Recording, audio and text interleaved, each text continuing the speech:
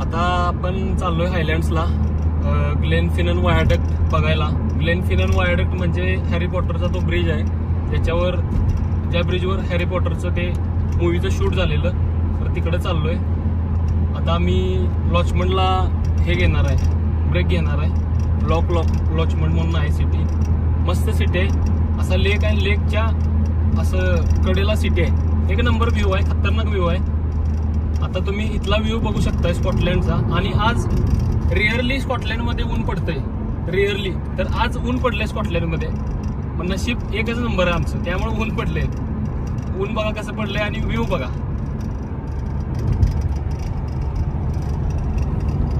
सगळं डोंगर आहेत, सगळं हायलँड्स म्हणतात याला, सगळं डोंगर आहे.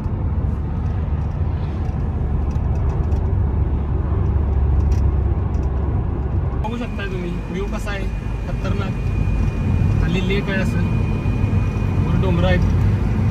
हायलँड्स म्हणजे मोठमोठी डोंगर म्हणजे हायलँड्स असं आहे. आपल्याला गाडी पण चालवायची आहे, गाडी पण बघायला लागते. नंतर कुठेतरी हायलँडच्या नादात कुठेतरी तयार गाडी शिरायची, असलं काय नको.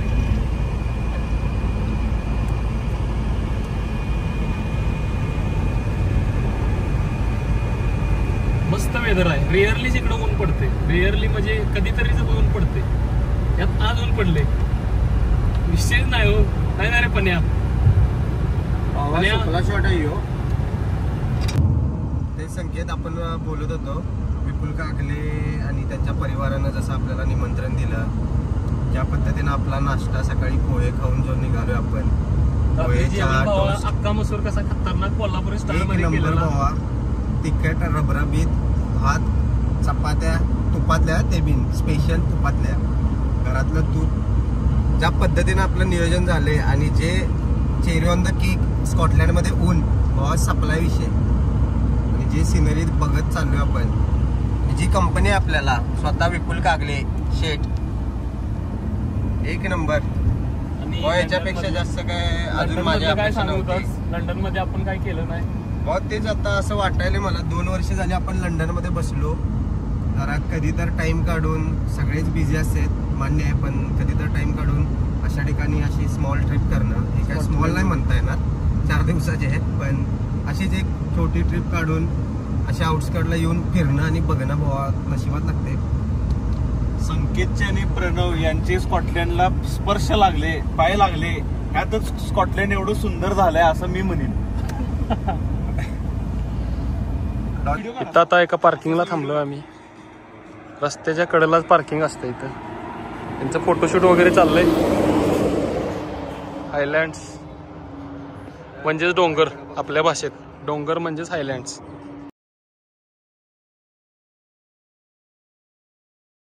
इथं आता थांबलोय आम्ही. पुढे रस्त्याचं काम चालू आहे, न दिसत नाही पण रस्त्याचं काम चालू आहे. एका साईडनंच गाड्यांचा वेळ चालू ठेवला आहे आणि त्यांची स्वतःची गाडी आहे कन्स्ट्रक्शनवाल्यांची, कॉन्वॉयसाठी. त्यांच्या गाडीच्या मागणंच जायचं आहे. गाडी तुम्ही बघू शकताय कॉन्वॉयची.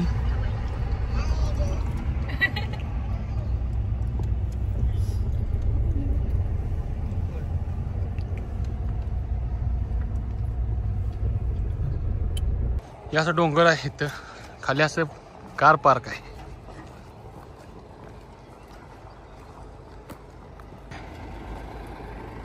आणि इथं आपली क्वीन आहे, क्वीन. आपली गाडी म्हणजे आपल्यासाठी क्वीनच असते. आता आपण पोचलोय ग्लेनकोमध्ये. ग्लेनको स्टार्ट होते. हायलँड्स म्हणजे काय आता तुम्हाला विपुल सांगेल. हायलँड्स म्हणजे जी पूर्ण जगातली मोठमोठी डोंगर आहेत, जी स्कॉटलँडमध्ये आहेत, सगळ्यात पूर्ण जगातली फेमस आहेत ती. आणि त्या मोठमोठ्या डोंगरांच्या मधून हे असा रस्ता गेलेला आहे ग्लेनको.